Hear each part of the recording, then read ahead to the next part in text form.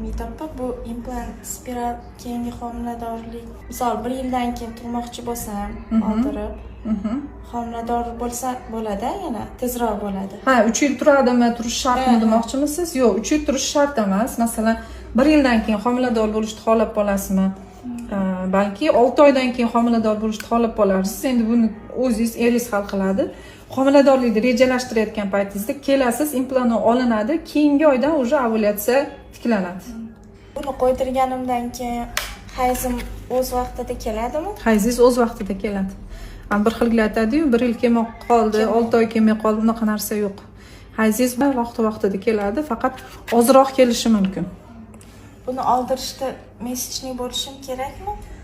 Yo'q, oldirishda ham, qo'ydirishda ham hayzingiz kelishi shart emas. Mana qo'yayotganimizda ham hozir meshingizni kutmadik-ku. Olayotganimizda ham xohlagan paytingizda kelib bemalol oldirsangiz bo'ladi. Og'rimadi. Og'rimaydi? Yo'q, hech narsa bilinmaydi.